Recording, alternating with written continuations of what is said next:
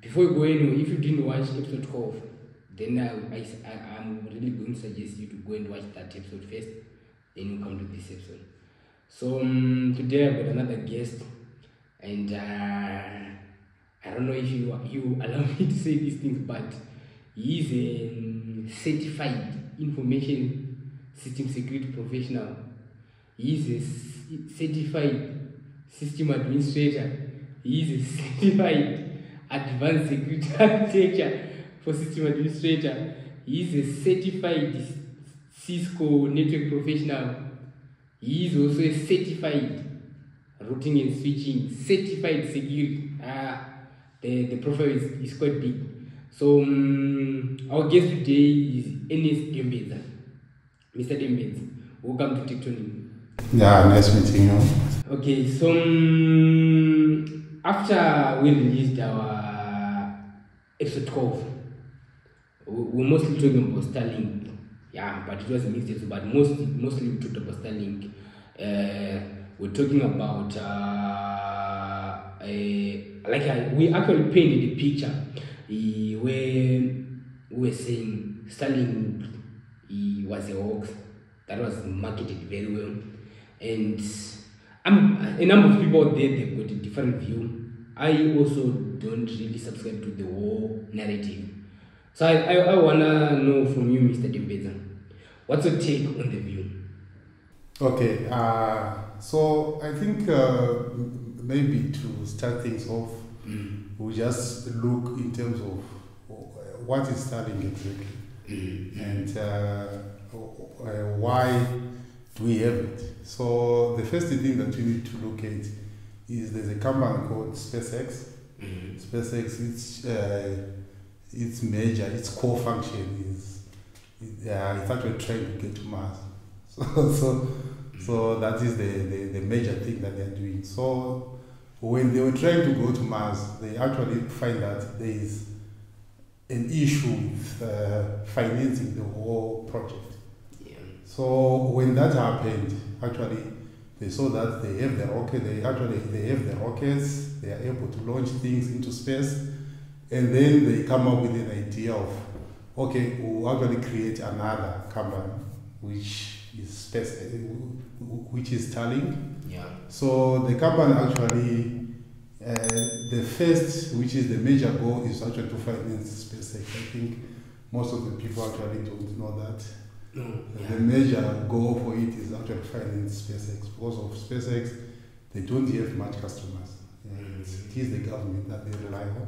Yeah. So when Starlink was actually born, their vision was to provide high-speed broadband internet access to densely sparse areas of the world. Right. Yeah. So that is funny because of it's actually okay. The word densely sparse and underserved parts of the world actually is clearly defined when we are looking at the first world countries. But when we come to to Africa, our DSM. the line starts to play there. Like, what is it exactly? So, what we need to understand that, according to stats, we have almost 50% of the world that is actually connected to internet, and we actually have at least, I think in the world we have almost 8 point something billion, which means that we have close to 4 point something billion that are not connected to the internet. So Starlink actually comes in and says, you know what, we can provide internet to those people, but their major, I think when they were designing this whole thing, was for developed nations, where it's actually there's clear boundary between what is underserved and what is actually properly served areas. So I think that is that. Then in terms of, I heard you actually saying, okay, people were sold hoax, which is what actually start to think in Africa. I think if we look at Starlink, yes, I think they were supposed to aid that part where they are saying, okay, our target, our major target, are underpopulated areas, rural areas, right? Yeah. But they didn't actually stick to that. Yeah. They just say underserved. So underserved in terms of Africa, it's almost everywhere. Yeah. So that is where the issue is. So they were not selling a hoax as such, because of if you are really in those underserved areas, you don't have issues. But when it comes to the African continent, where we are trying to use that same resources in a densely populated areas, then we actually have issues that we are currently facing right now. Yeah. So, from if I really get what you're trying, what you are saying is the issue that we are facing right now with Starlink, or the issue that people face sometimes, they are mainly because we are densely populated within a space. Like by design, we are designed for what I can say, a place where people are not that much dense, like not high density, maybe the rural areas and the likes. But now we are using it in towns. That's where the issue is. Yeah. So the normal broadband internet access that we normally have, which is your 5G network, your 4G network, your fiber, your WiMAX, those work in highly densely populated areas. So those, we are talking about cities, right? So those work. So in first world countries or in developed nations, they don't have problems with those technologies. Those technology works fine for them, right? So those technologies are actually designed in such a way that they are able to handle in terms of the demand or the congestion that we actually as users actually throw at them. So they have actually that proper infrastructure. But for the satellite part, the satellite, remember, this is still a project that is being developed. It's a project that is being, because right now I think we are at 11,000 satellites, and the target for this thing to be functional is 40,000 plus. So right now we are still at its infants. They are still trying by all means to make sure that they launch them as fast as possible. But what we need to understand that at the moment that what you are dealing with is we have very few satellites that are actually out there, and those satellites are supposed to serve the whole world. And the problem that we have is we have limited number of those that are actually providing services per location. So that is where the issue is. So it's not as if I think when this whole thing is actually done, the target is we have the speeds up to 1 gig. That is the target. But at the moment, At best, I think if you test it during maybe the time that is not there's no too much congestion, you will find that you get around 100, or at minimum 50 meg and above, right? Yeah. Which in our African terms, it's actually a lot. It's actually a lot. Yeah. That's true. Yeah. Okay. Yeah. So I think you touched on this, but I we really need to kind of underline this. Like if we look at Starlink, what was his vision and what is still his vision? What it want to achieve, like from your perspective in Zimbabwe, what do you think maybe the biggest challenges or limitations to Starlink? Probably is it promising to scale? Whether will it be regulations, will it be definitely affordability, you can put it aside, right? Will it be the technology itself? Like what might hold Starlink to reach its full potential in Zimbabwe? Okay, so I think at the moment the major hurdle, which was the regulation, is now we are now past that. Yeah. I think that we might have something that might come up later or whatever, but I think the major issue that was them actually getting the foothold in Zimbabwe, which they've actually done. I think the other issue that they might actually have, I'm not sure in terms of how are they working with the Zimra stuff. It's still something maybe that needs to be looked at. But in terms of Zimra, how is Zimra actually able to collect its taxes and stuff? But maybe that might be something that might come up later as we go. And actually, when you said the Zimra thing, I was checking the breakdown, of course, from that. Like, if you check the package that are being charged by Oracle, there is some 46%, if not mistaken, that is going to Zimra. Okay. I don't know. I didn't quite understand that, but it seems like there was some 46% that is going to Zimra. That's what they were explaining, what the war price is of their packages. So probably Zimra is in the game, but I think they're quite taking quite a demand. Yeah. So there's a part where there's an initial purchase of the kit. Yeah. But yeah, maybe that one is clear in terms of maybe how much exactly will be going to Zimra and stuff. But maybe the other part now is the subscription part. Okay. Because we have those monthly things, the monthly fees that we'll be paying, which might, which I'm not sure, but I'm seeing there is some VAT that is being levied on those charges. Then I'm not sure in terms of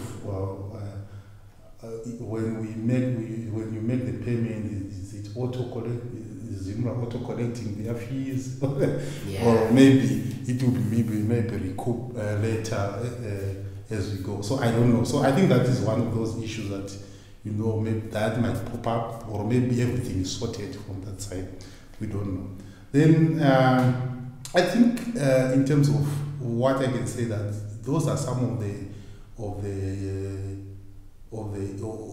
the issues that maybe Starlink might actually face. But overall, I think Starlink is actually a good thing in terms of our Zimbabwe landscape. The reason being that Starlink does not only offer internet services for consumer and businesses, but they also offer what they call a backhauling service. So backhauling service is when they actually are saying that you can put your point of presence or your booster. We know them as booster. You can put your booster in a rural area, far away, right? But instead of you actually trying to dig all the way, or to put all the antennas and make sure that you have those repeated connections until you reach your point of presence, you cannot, you should not do that. You can just put a booster somewhere, and then we can actually connect to our satellite. Then our satellite will take your traffic back. So that is actually one of the good things that you actually have, whereby with that partnership, they can, which means that our providers can actually partner with Starlink, and they can use Starlink as the backbone of their network. So which means that even someone who is sitting in Binga there, or who is sitting in Uzumba can actually enjoy 5G speeds of internet connectivity on their phone. Yeah. That's nice. I think you just highlighted when you talked about that backhauling thing. That I just started thinking. So this backhauling can be utilized maybe by your tier ones, your portals. Can they utilize that for? Yes. So this is your normal. So you actually have your normal providers like our tier one, our Econet. Okay. Because the problem that we have right now is the problem whereby for Econet to actually be able to connect, let's say, a specific village there, they need a lot. They need to make sure that whatever booster there that they put there is able to communicate with another one, or it's able to communicate until it reach some point of presence or some fiber cable where it's actually taken back to where the services are. So that is expensive. I think the providers, they always look at the bottom line, which is how much are they going to make. Yeah, that's true.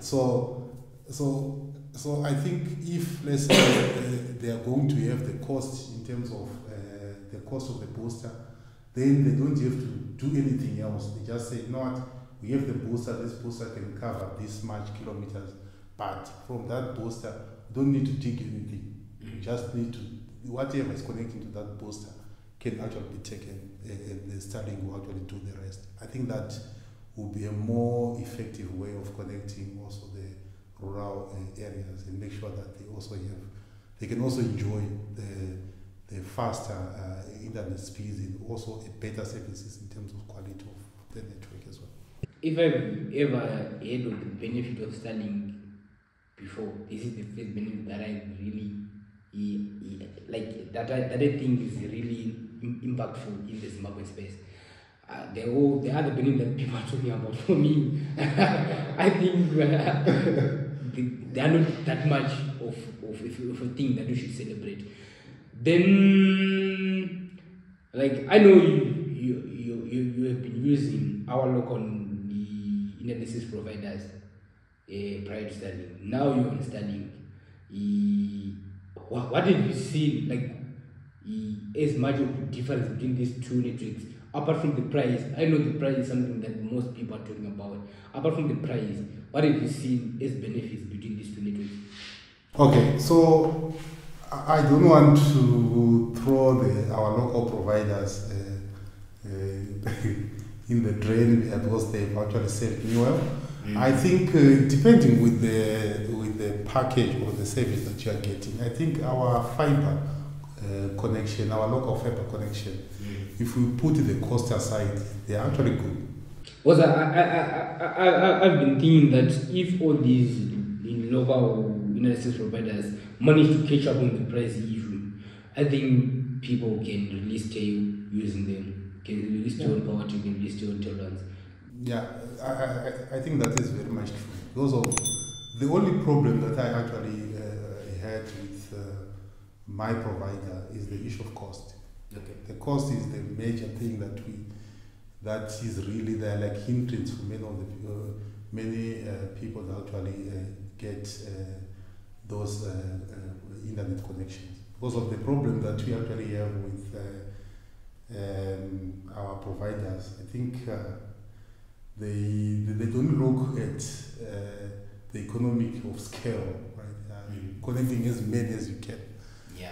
They look at maximize on the few people that they actually have. I'm not sure why they do that, but really, I don't have issues in terms of the service that they were providing. And if I'm comparing that to Starlink, really, I will just actually say, you know what, there is sometimes when we are looking at my fiber connection, I say, okay, I think it was better. If I'm looking at it in terms of speeds, in terms of how it was actually performing, I think it was actually better. But I think I don't play games. So I don't play games. So for me, it's just pure internet surfing. I think kids will be on YouTube, Netflix, and stuff. So I think for me, the fiber connection was better. Starlink is good. Okay. So that is how I'm going to put it. But in terms of, because of looking also at the cost, I know that I don't want to talk about the cost. Yeah. But looking at the cost, I think you will be getting, I think, a fair price for the service that you will be consuming. Yeah. So yeah, I think that's it. Yeah. Okay. Then,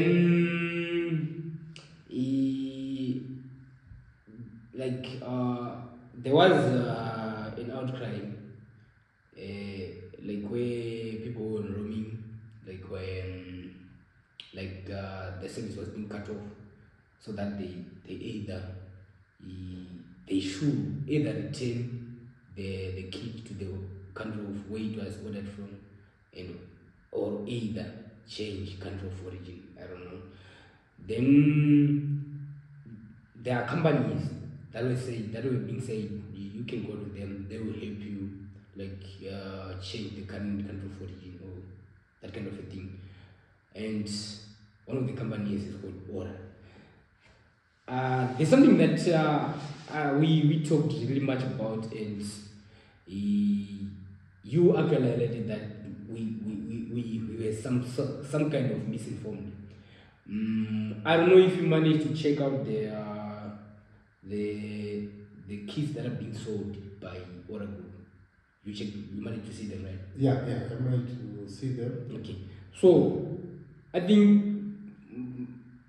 even like the number of people out there, we need to understand this, including us. We know the mini kit, right? That is being used by people. The Starlink mini, and there is another that other kit. Maybe we call it the standard kit. I don't know if that's the correct word for it. Then these resellers got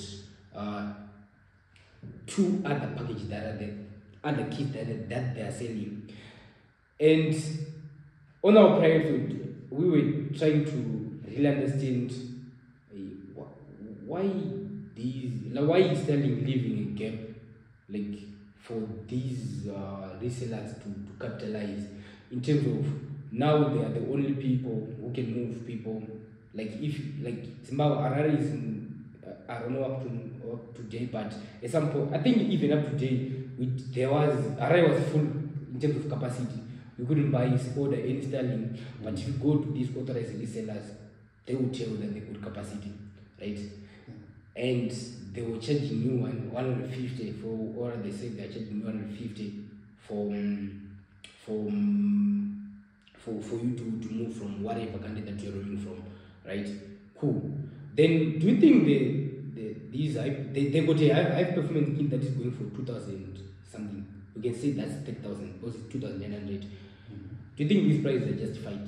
And looking at the business structure or whatever, the agreement that Starlink is created with the authorized resellers, that whole agreement between them, or the whole setup between Starlink and the authorized resellers, do you think it's justified? Okay, so in terms of the pricing, what I've actually checked, because of what we need to also understand is that each and every kit is made for different clients. So it's not one size fits all, where we look at the $3,000 kit and then we say, it's never meant for homes. It's not for that. It's for businesses and big businesses. So the high performance kit there's this code. It's mainly targeting businesses. If you are at home and you want it, yeah, if you have your 3,000, but it's really not meant for just anyone else. And I've actually looked in terms of their standard kit. Yeah, their price is also. I think it's fair, because it's almost within the same range. Then in terms of the agreement that they actually had with Starlink, I think I'll just generalize it because I understand from my previous experience working with as a partner for the specific event and stuff. What they do is that the agreement might be Starlink will say, no, we are going to license 80% of people directly, and you take care of the 20%. So let's say the kit for the satellites in Zimbabwe can handle 100,000, right? So Starlink will say, okay, we are going to go for 80,000, and you license 20,000 of them. Okay. So as simple as that. So that is what they do. So Starlink, when they reach their capacity in terms of 80,000, they stop. They are no longer selling anything directly to us. Why? Because of they've reached the capacity. Then they leave the local providers to do the job. So that is what is actually happening. That is how a partnership works. So Starlink actually understands that you know what, we have partners, and the partners we know that people, the first preference is us, because of maybe we are not aiding the commissions and stuff. But after that, then we have to go to the partners. The partners will still have to reach to actually be able to license more and more people for them to be able to reach the 100,000 capacity for Zimbabwe. That's why they will tell you that they still have what? The capacity to actually license. So that is really what is actually happening. So it's not like as if Starlink is actually maybe shortchanging people, no? It's just the partnership that they have. The partners want to make money. That is what we have to understand. It's a business transaction. So for them, yes, they still have capacity. The moment they reach their capacity, then they stop. But for them, they still have the capacity. Then for those, I'm not sure what really happened. I'm not sure whether the site for Starlink was not working, but I think we were given enough time to switch our kits. I think because of in Zimbabwe, we're always suspicious. People are getting So there's always someone who is actually trying to say, no, I don't do that, and they'll block it and stuff, and people end up not actually doing what they were supposed to do.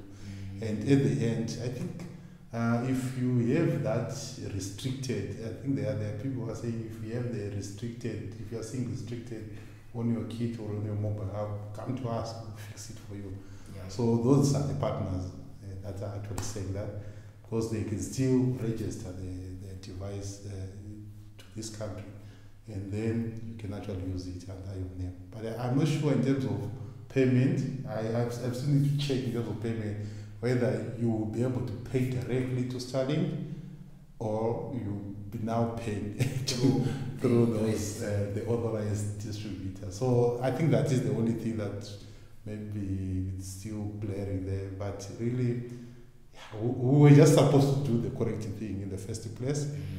I know that the roaming thing actually was a thing. but things have actually changed. We now have Starlink in Zimbabwe officially, and we're supposed to switch. But some thought, you know what, no, I'll wait. I think right now people are now seeing the consequences of not switching. So I saw this other post on Twitter where someone was saying Starlink is a pyramid scheme. So it was actually a thread where the person was saying there is a first level where probably in Zimbabwe maybe you are paying, let's say, 50 USD for your services, right? Then there's another level where you get priority. above that, there's another level where you get priority. So the priority goes. So the whole idea where I didn't really quite understand, but he was quoting the priorities where if you check on these authorities, they was telling for these 40 gigabytes of priority plus standard unlimited, give you this. For 1 terabyte of priority, we charge 175. For 2 terabytes of priority, 340. All this kind of things. What's your take on that? Okay, so I think most of the people, I think it's one of those things where people actually just look at things and if you don't understand it, then you just rush and comment. Like, I know this thing is a pyramid scheme and stuff. So what Starlink is saying is just simple. They are saying that you will be given priority during congestion. Yes. Right. So it's as simple as that. So what they are saying is, if you have a business, you might actually say, you know what, normally my business actually uses 40 gig, right? Yeah. A month. So you might actually say, you know what, on top of the standard,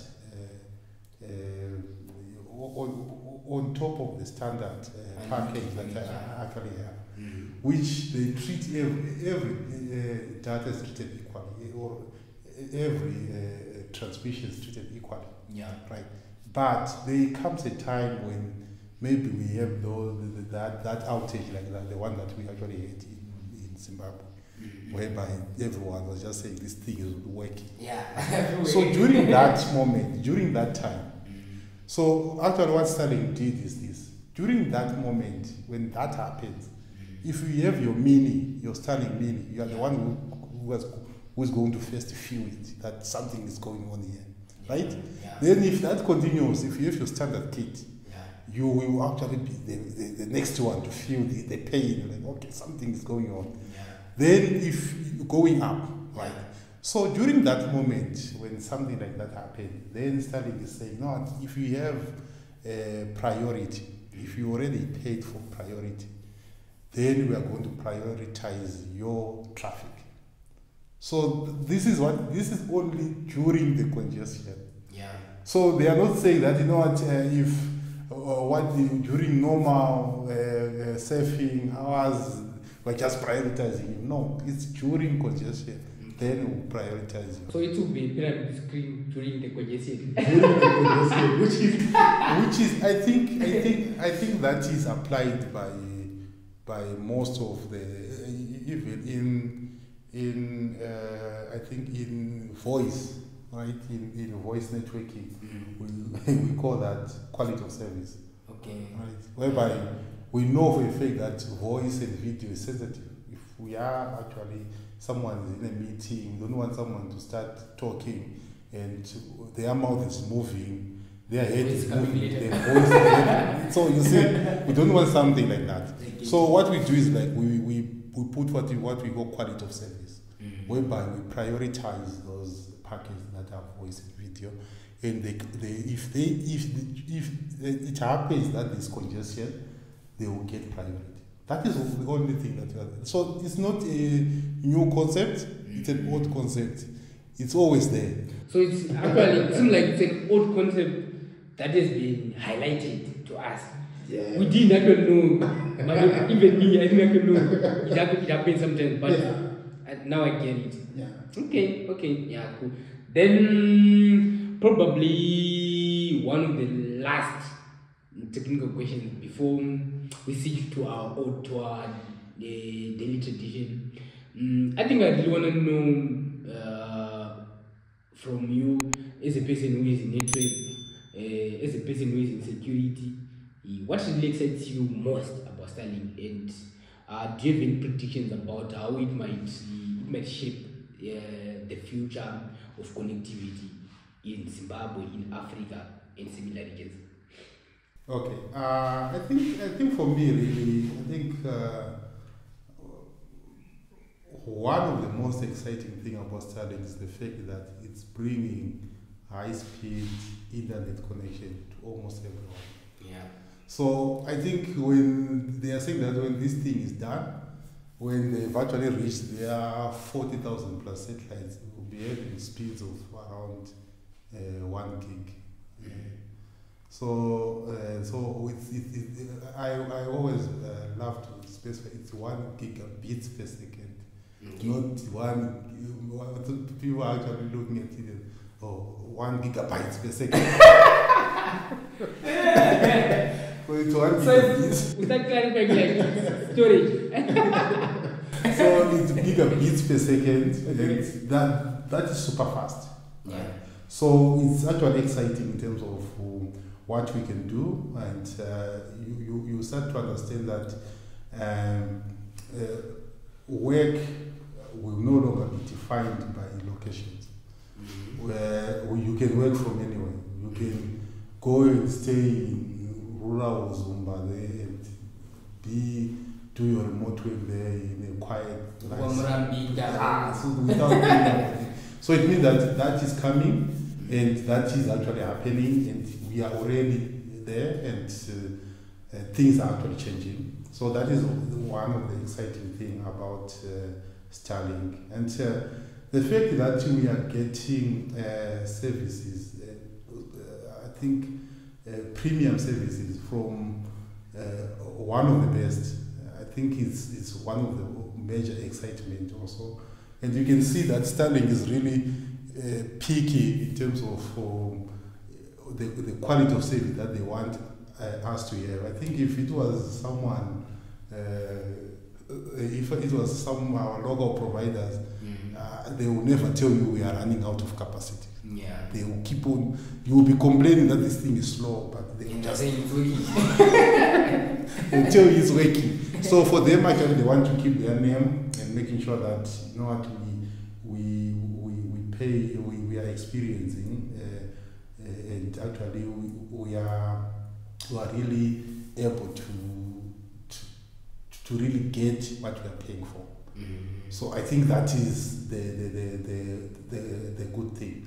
So I think one thing that I also like is that I think you know that the Starship, that project is almost finished, and it will be launching very soon. So it means that they will be able to launch more and more satellites as we go. Yeah. And that is exciting because we know that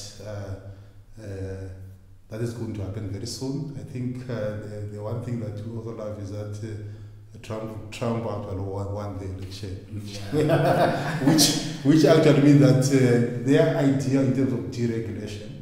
So deregulation is going to help them a lot, whereby whatever was stopping Starship from going up in terms of regulatory issues and stuff, I think it's going to be smoothed out, and then that ship will be up and launching dozens of satellites per week, I think, according to their predictions, which is actually a good thing. So exciting times are ahead, and we are actually looking forward to a situation where we have more satellites that can even handle the traffic traffic in a densely populated areas like our African cities. Because of when you are looking at the word underserved, our cities really are underserved in terms of internet or broadband internet access.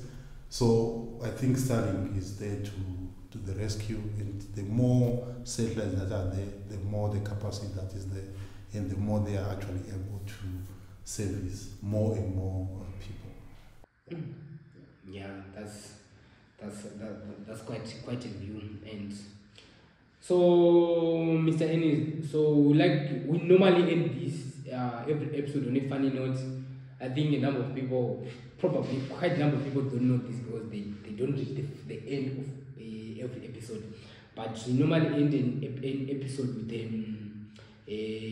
quite interesting note. We have a tradition where every guest leaves a light, we prefer a light, non-technical question for the next guest. And we really do this as a way of keeping our conversation relaxed and leaving a bit of curiosity behind. So here's the question that has been left for you by our previous guest. So the question was, is marriage an achievement? I wish I could expose the person who left this part. I can't. So he asked Mr. Ellis, is marriage an achievement according to you? Okay. Yeah. I think the light thing is you are actually married and you just can't answer this. I think it's actually I don't think we can put it as an achievement. Okay. As such. Because of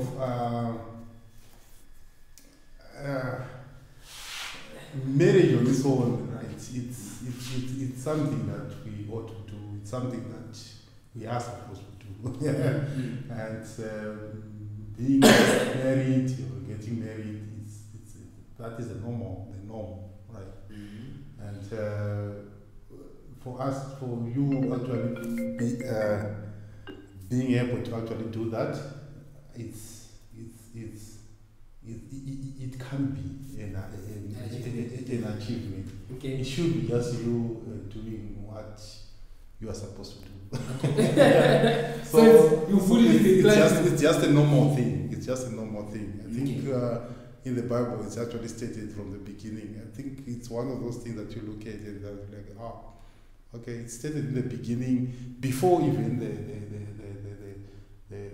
eating of the fruit and whatever. It's just stated somewhere there, and you are like, so why is it stated there? And then later you actually have other things that are happening. So it looks like it's like that divine ordained thing that you're supposed to do. And if we are looking at normal things to do, then that's fine. So I can't say it's an achievement. Maybe for some it will be an achievement. Okay. I'm not sure how do you what will cause someone to categorize marriage as an achievement. I'm not sure, but maybe I don't know. Maybe we will get the girl that you'll be dreaming of. And say, I've achieved that. But I'm not sure how you can actually say it's an achievement. Yeah. Okay. I think you really quite understand that in a nice way. Okay. So this brings us to the end of this episode. Thank you guys for watching. Thank you for subscribing. Just make sure you become ambassadors of this podcast. Tell others to watch this. Like the conversations are only getting better, and it's because you are watching, you're giving us energy, you're giving us feedback, and we are correcting where some of the mistakes that we do. So thank you for that. See you in the next episode.